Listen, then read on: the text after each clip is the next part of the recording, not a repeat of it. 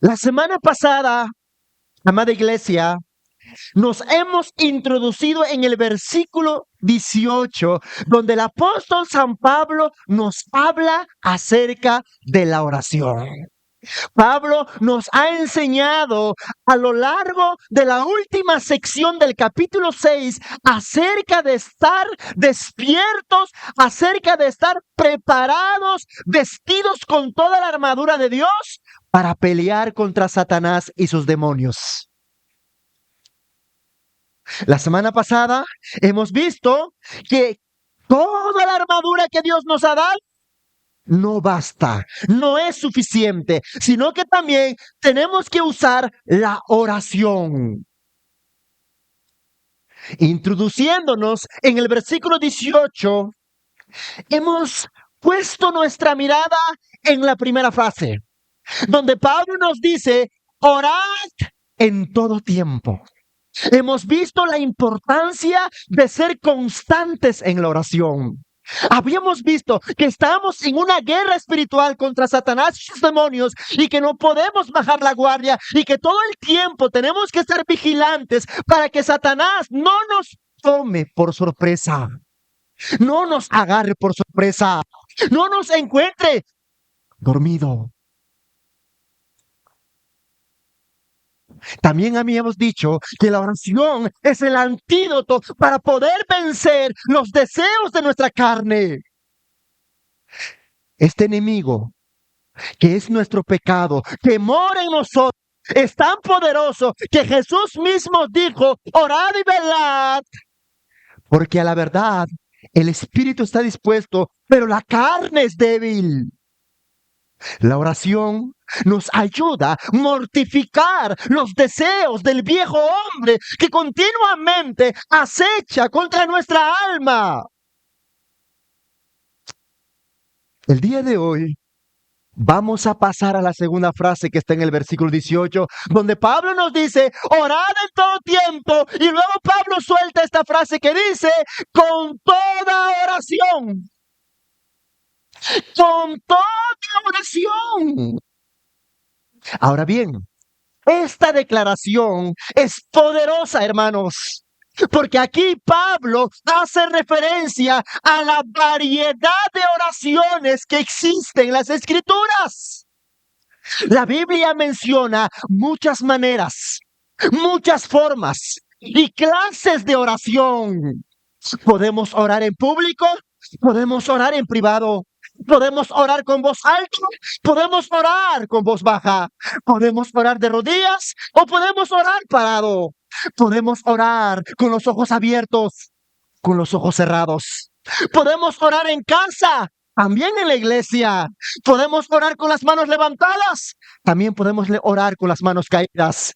Podemos orar con la cabeza erguida, pero también podemos orar con la cabeza agachada. Jesús mismo practicó muchas formas y muchas maneras de oración. A veces Jesús oraba por las noches. En otras ocasiones Jesús oraba por las madrugadas. En ocasiones Jesús oraba de rodillas. Otras veces sentado, otras veces parado. No importa la postura, el momento, el lugar o la forma en que nos acerquemos a Dios, Pablo nos insta a orar con toda oración.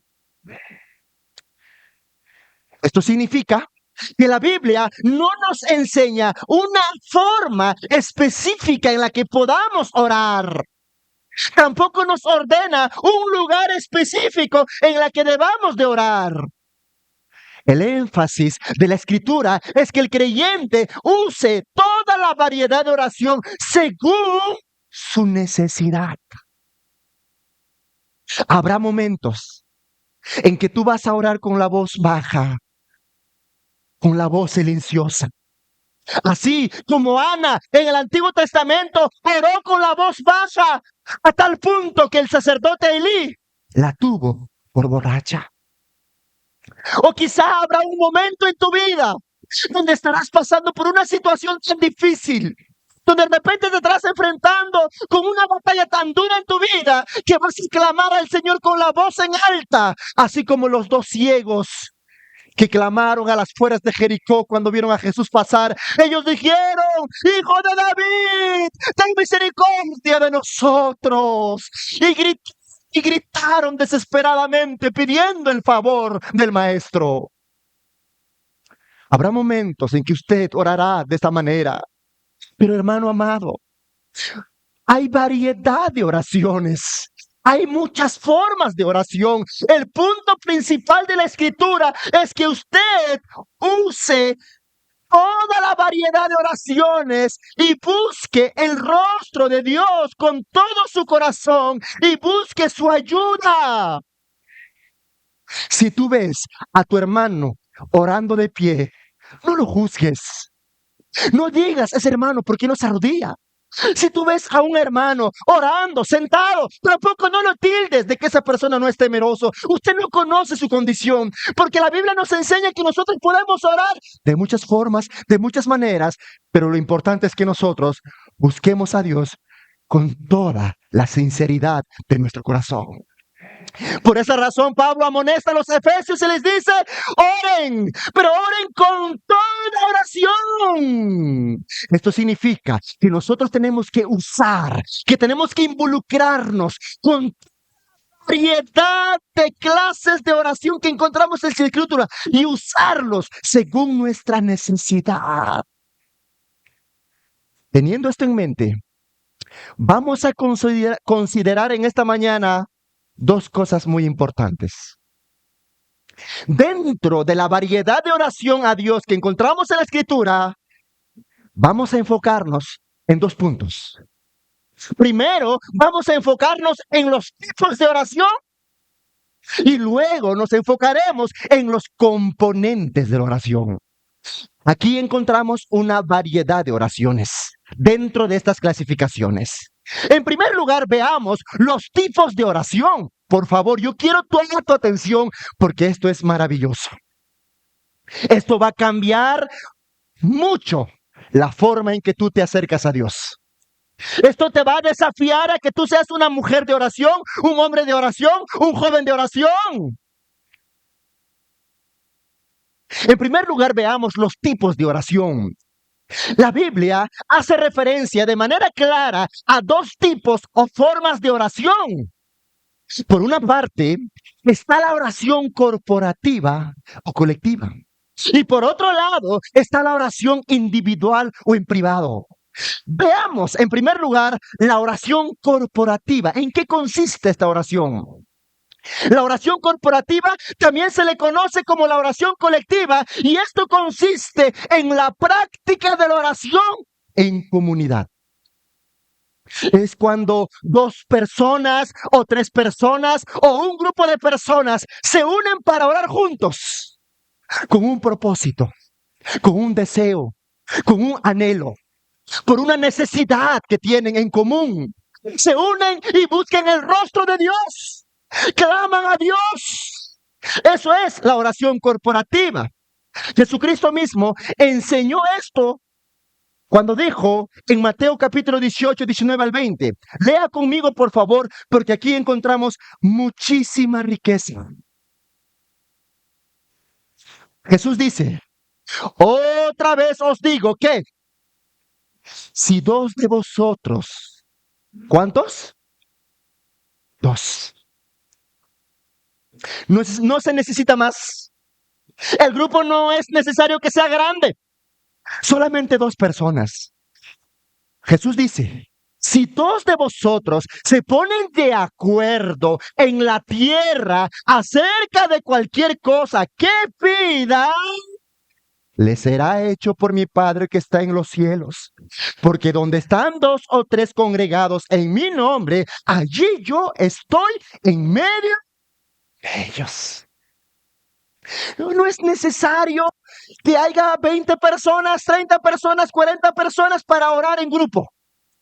Jesús dice que solamente se necesitan dos personas que estén unidos con un solo propósito, con un solo anhelo y que se pongan a orar. Aquí radica el poder de la oración en grupo. ¿Cuál es el secreto del éxito de la oración en grupo? Jesús dice, cuando estén de acuerdo en algo, si dos de ustedes se ponen de acuerdo, si dos de ustedes unen sus voces con un solo deseo, con un solo anhelo, con una sola necesidad y buscan constantemente al Señor, dice la Biblia, será hecho por mi Padre que está en los cielos. Pero el énfasis está en que ese grupo tiene que estar de acuerdo en lo que piden. La palabra aquí dice de acuerdo, en griego hace referencia literalmente a sinfonizar o a sinfonía. Piensa por un momento en una orquesta donde hay 8, 9 o 10 músicos. Uno tiene guitarra, uno tiene piano, uno tiene violín, no sé, un sinnúmero de instrumentos. Pero todos ellos tienen que tocar en la misma nota, tienen que tocar en la misma melodía, tienen que tener la misma armonía. Todos tienen que salir al mismo tiempo y terminar al mismo tiempo. Tienen que estar todos unánimes. ¿Para qué? Para que la melodía sea agradable, sea realmente una melodía que pueda agradar al público. Pues lo mismo es con Cristo. El Señor dice que nosotros tenemos que estar en sinfonía. Yo tengo que estar de acuerdo con mi hermano.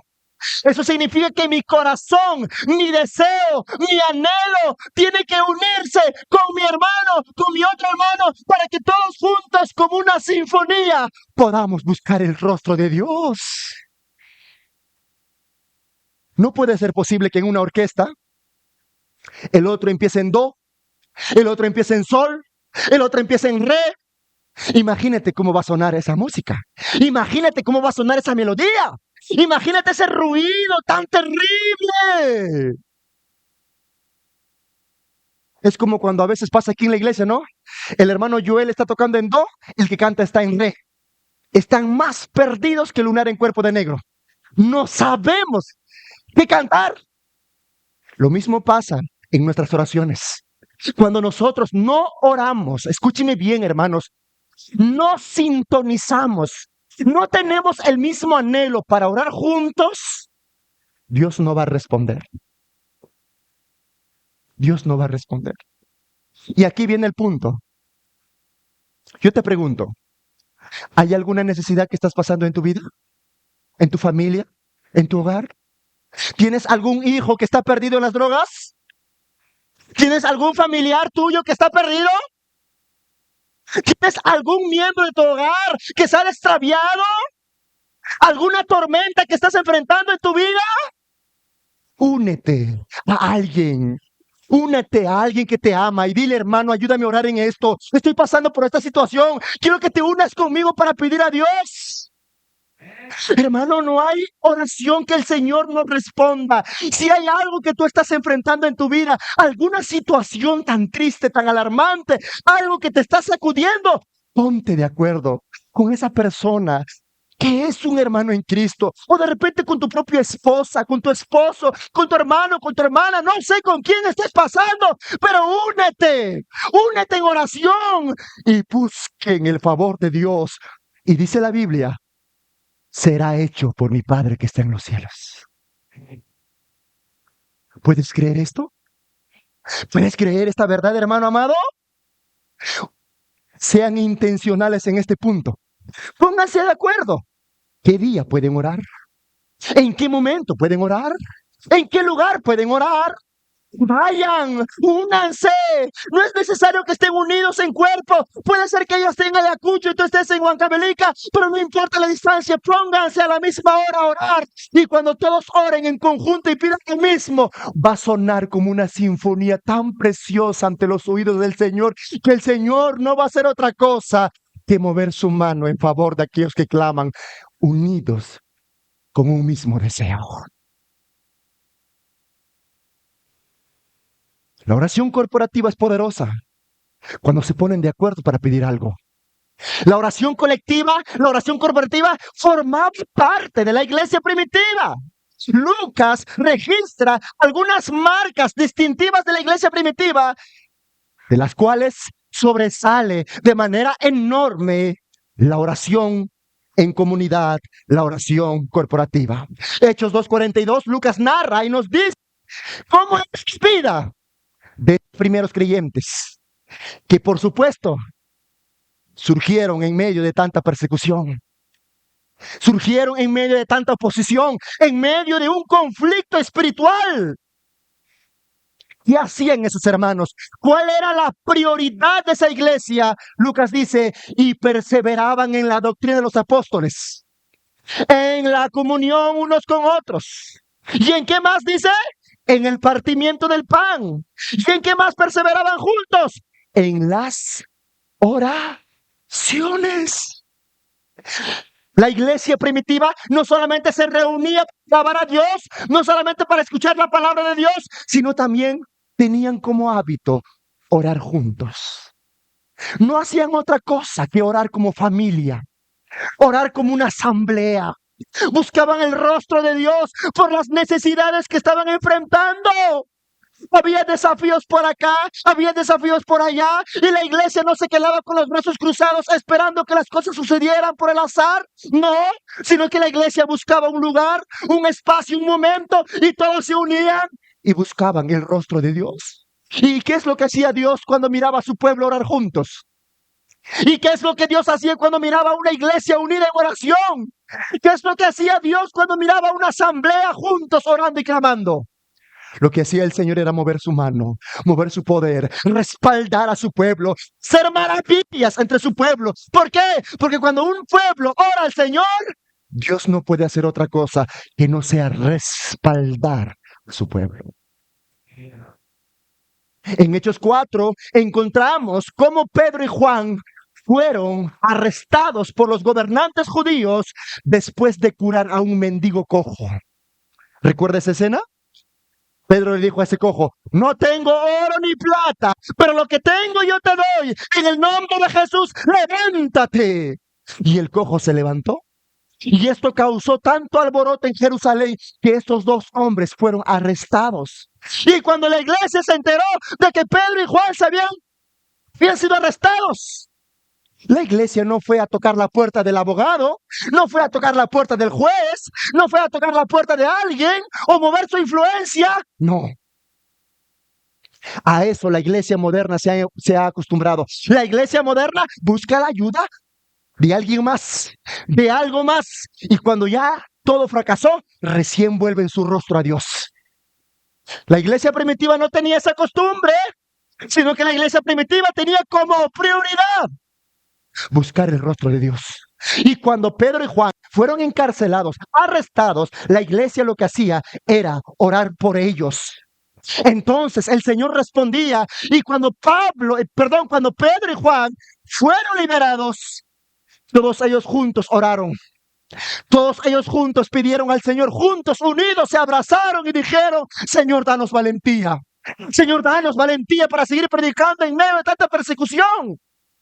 Hechos, capítulo 4, versículo 31 nos cuenta y dice, después de haber orado, ¿qué pasó? ¿Qué dice?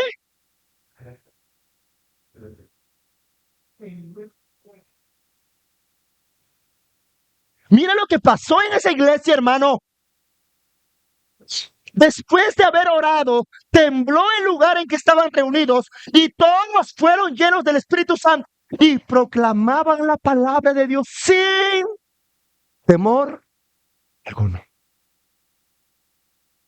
Una iglesia empoderada, una iglesia victoriosa, una iglesia de avivamiento. Era una iglesia que oraban juntos, oraban en comunidad, oraban colectivamente, ponían una meta, tenían un propósito, tenían una necesidad, y eso los llevaba a ellos a orar juntos.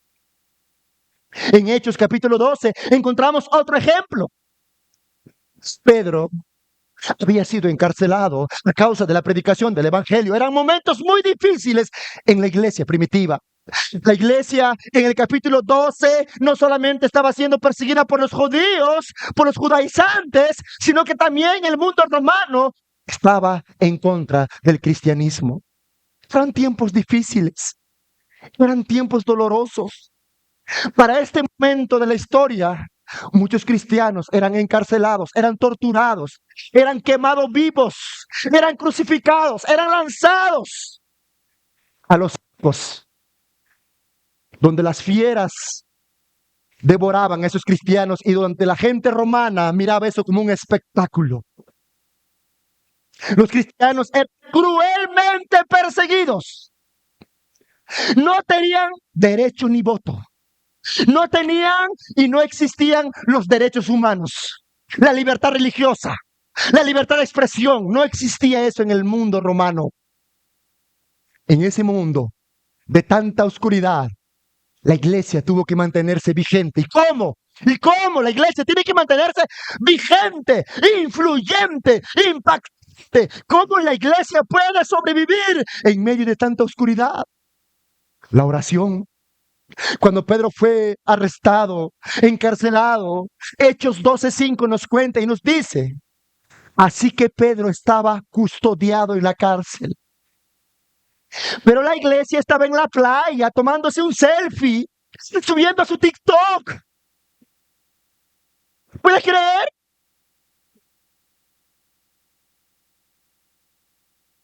¿Te imaginas a la iglesia del primer siglo haciendo eso?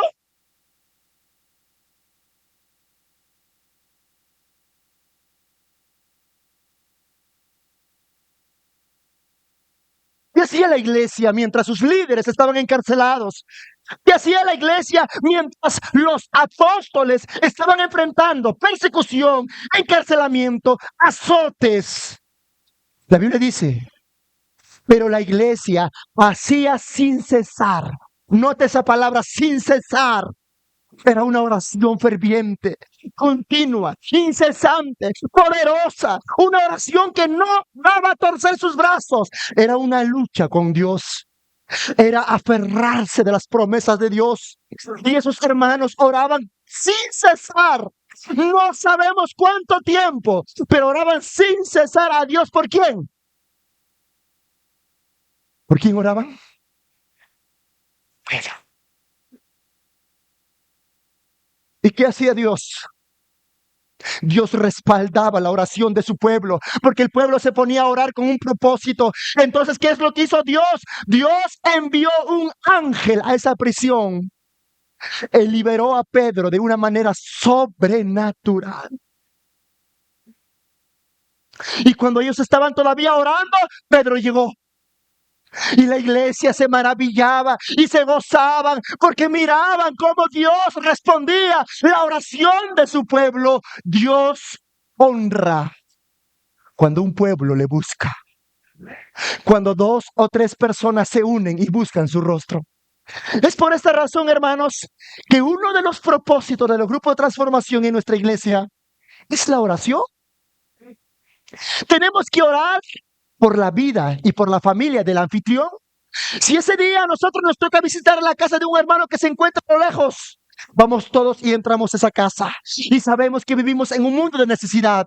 Y como vivimos en un mundo de necesidad, sabemos que nuestros hermanos están luchando como nosotros también. Y esa compasión nos lleva a una sola cosa, a abrazarnos y pedir y suplicar y rogar la ayuda de Dios. Nos abrazamos y oramos por la vida de ese hermano, por sus hijos, por su esposo, por lo que ellos hacen, por su economía, por su familia. Y le decimos, Señor, fortalece esta familia. Ese es el propósito del grupo de transformación.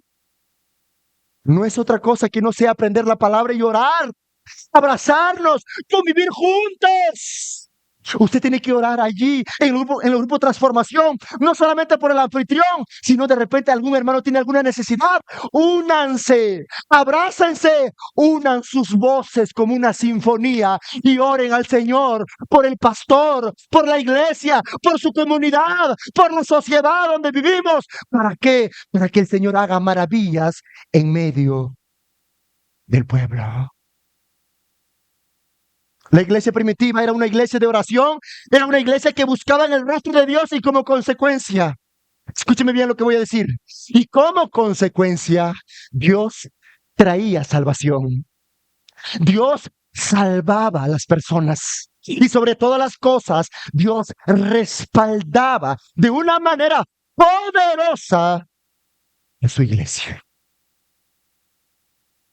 Por lo tanto, yo le animo, pónganse de acuerdo para orar si hay alguna necesidad.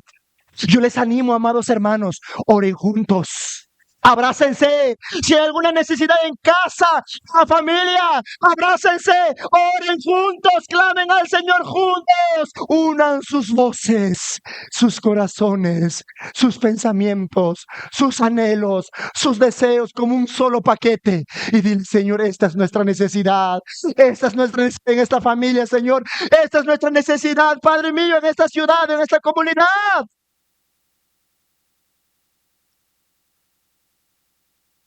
Eso es la oración corporativa, esa es la oración colectiva y ese es el primer tipo de oración que debemos de usar, que Pablo dice, orad con toda oración. Pero hay un segundo tipo de oración también y es la oración individual o la oración privada. Ahora, si tú me preguntas a mí y me dices, pastor, de las dos formas de oración o de los dos tipos de oración, dígame, pastor, ¿cuál es la más poderosa? Yo te diré esta última. La oración en privado es la más poderosa. Y la oración en privado o la oración individual consiste en una práctica cuando el creyente se separa de los demás y busca el rostro de Dios a solas. A solas. Esto es algo muy poderoso y trae mucha bendición a aquel que lo practica. Es más, cuando leemos los evangelios, amados hermanos, nos encontramos que con Jesús se diferenciaba mucho de los fariseos. Los fariseos eran líderes espirituales muy influyentes dentro de Jerusalén. Pero estos hombres oraban en público, oraban en las esquinas de las calles, oraban frente a los demás, levantaban sus manos y se postraban en las plazas donde había mucha gente. Ellos buscaban el aplauso de la sociedad. En cambio, Jesús no hacía esa clase de oración. La Biblia nos enseña en muchas ocasiones que Jesús se alejaba, se distanciaba, se apartaba, se iba a lugares alejados, aún de sus propios discípulos. Él se alejaba para buscar el rostro de su Padre. Marcos 1:35, que es una pincelada de la historia de oración de Jesús, nos enseña y nos dice, levantándose muy de mañana, siendo aún muy oscuro, ¿qué es lo que hizo Jesús? Salió y se fue a un lugar desierto y allí oraba. ¿Está aquí tu mente, hermano? Puedes leer allí, es algo maravilloso, porque hermano, Jesús quería pasar tiempo a solas con Dios. Y la única forma en que Jesús podía tener una comunión íntima, personal, individual, privado con su Padre, era alejándose. Y era un lugar donde no había nadie, porque Jesús buscó el desierto. Y en el desierto no hay gente. En el desierto no hay distracciones. En el desierto no hay nada. Y Jesús buscaba intencionalmente el lugar adecuado, el momento adecuado para estar a solas con su Padre, contemplar la presencia de su Padre, aún de Pedro, de Juan, de Mateo, de Marcos, que eran sus más íntimos amigos. Aún de ellos Jesús se alejaba con el único propósito de buscar el rostro de su Padre. Ahora, si Jesús lo hacía, nosotros también debemos hacerlo. Debemos seguir este modelo de oración que Cristo nos enseña. Buscar a Dios a solas.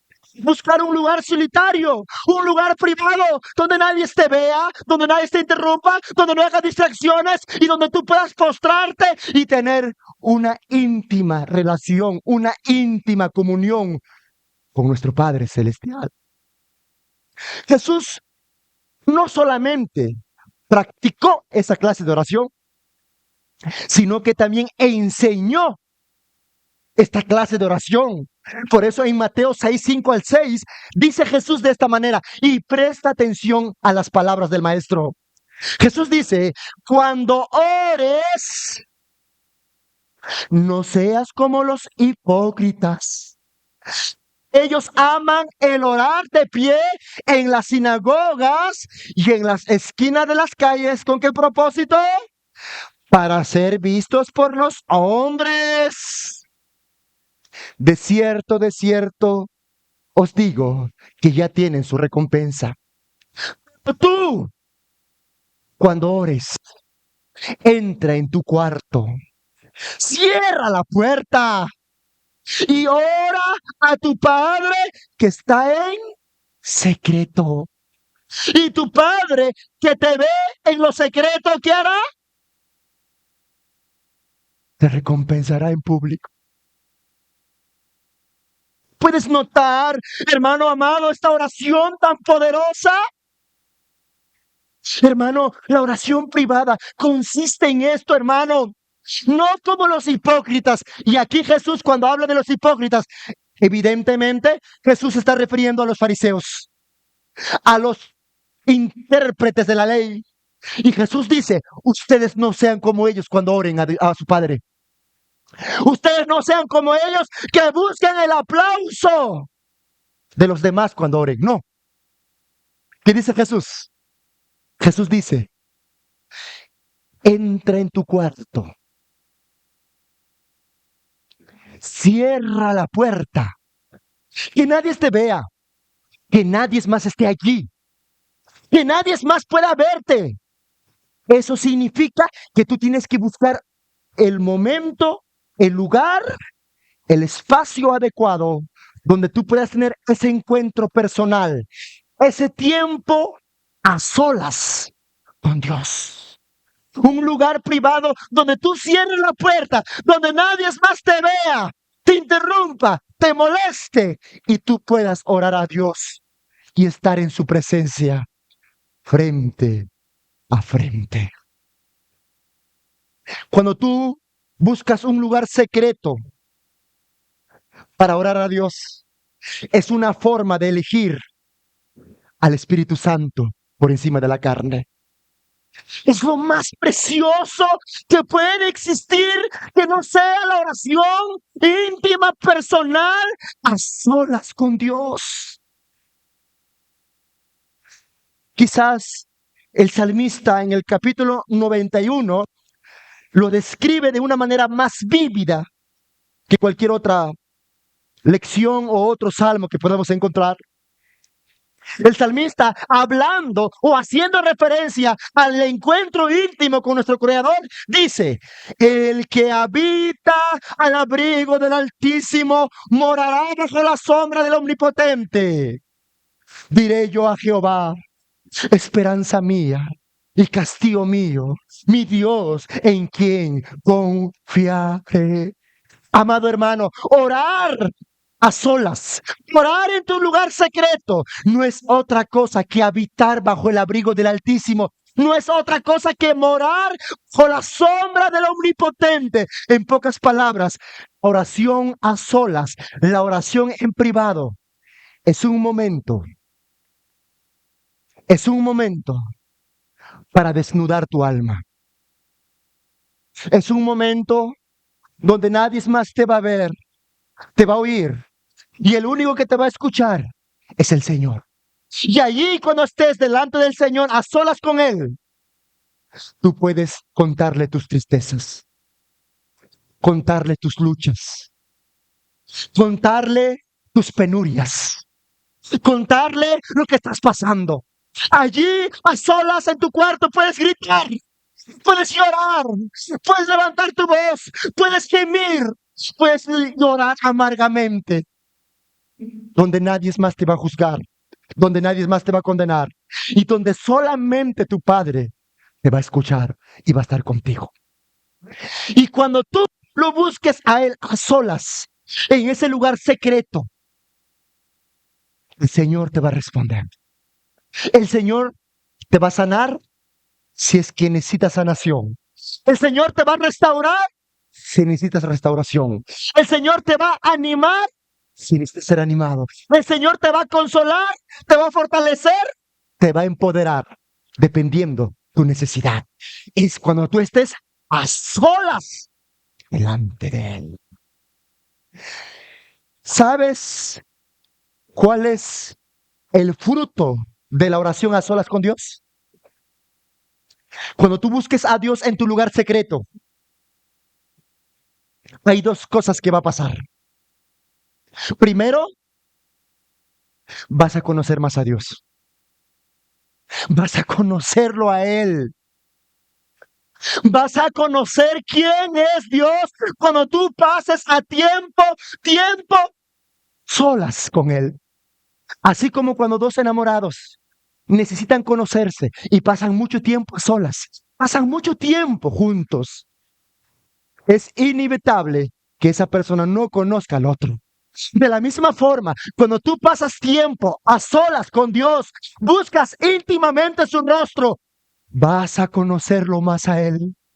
Vas a conocer más su corazón, vas a conocer más sus pensamientos, vas a conocer quién es Él y no va a haber otra forma ni otra manera de evitar eso. Naturalmente, sabrás más de Él como ningún otro. La segunda ventaja de la oración a solas o en secreto o en privado es que cada vez que tú buscas el rostro de Dios a solas, no solamente lo vas a conocer a Él más íntimamente, sino que también vas a parecerte más a Él.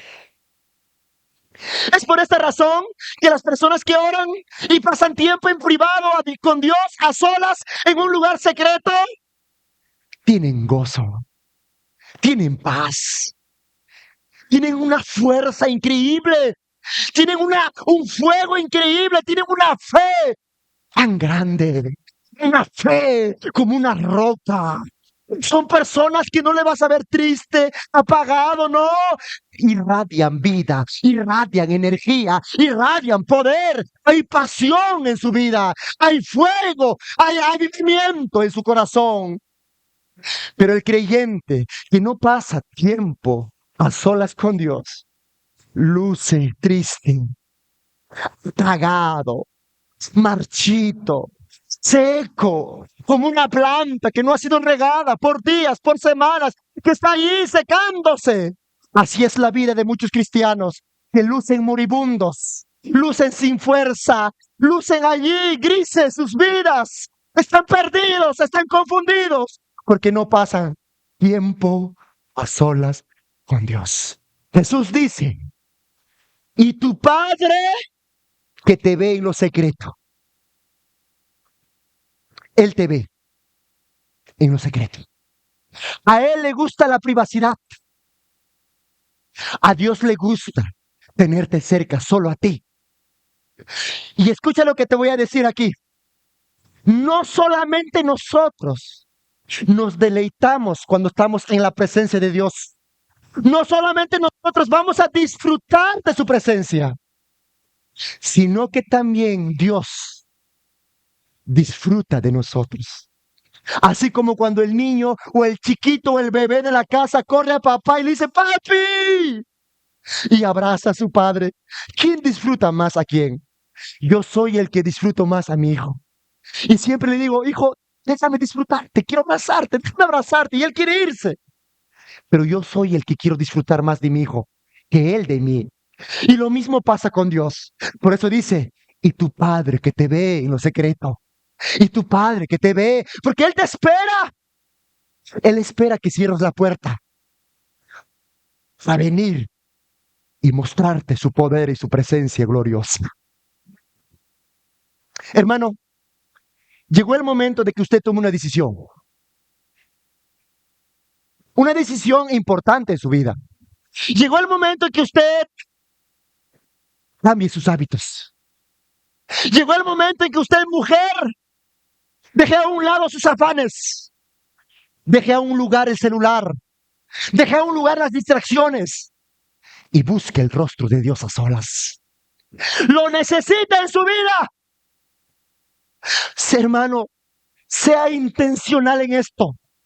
Si usted no tiene un lugar para orar, Construyase en su casa un lugar o busque el momento adecuado para ese momento especial. Si tú eres capaz de construirte una casa para tu perro, para tu gato, te compras cosas superficiales, adquieres cosas sin valor, ¿por qué no te construyes un lugar, un espacio, un momento en tu casa para pasar tiempos a solas con Dios? ¿Sabes cuál es el problema, hermano? El problema es que nosotros no queremos pasar tiempos a solas con Dios. No queremos conocerlo. Tú lo conocerás teóricamente, pero no lo conoces en la intimidad y no lo conoces en el corazón y no conoces su presencia. Es por esta razón, hermano, que llegó el momento de que usted cambie sus hábitos y construya un altar en su casa, un lugar, un espacio donde usted pueda buscar el rostro de Dios. Y usted sea fuerte e intencional y establezca una rutina, un horario para pasar tiempo a solas con Dios. ¿Y sabes qué es lo que va a pasar? Va a pasar cosas increíbles en esa habitación. Va a pasar cosas increíbles en ese lugar. Un día, cuando el predicador de L.D. Moody escuchaba predicar constantemente al pastor Charles Spurgeon, él se quedaba sorprendido y decía: yo también quiero ser usado. Yo también quiero que Dios me use así como lo usa él. Un día este hombre fue a la iglesia del pastor, a Londres, al tabernáculo metropolitano, para oírlo él mismo. L.D. Moody no tenía formación teológica, no era académico, no era un hombre preparado, no tenía oratoria, no tenía nada, simplemente anhelaba servir al Señor. Pero él quería escuchar al predicador Charles Spurgeon, el príncipe de los predicadores, porque sus sermones se copiaban en los periódicos y se repartían por todos los Estados Unidos. L.D. Moody viajó por un mes en barco, cruzó el Atlántico, llegó a Londres, había una cola incesante para entrar en la iglesia, y él, sin que nadie se diera cuenta quién era él, entró a la iglesia y escuchó predicar al predicador Charles Spurgeon.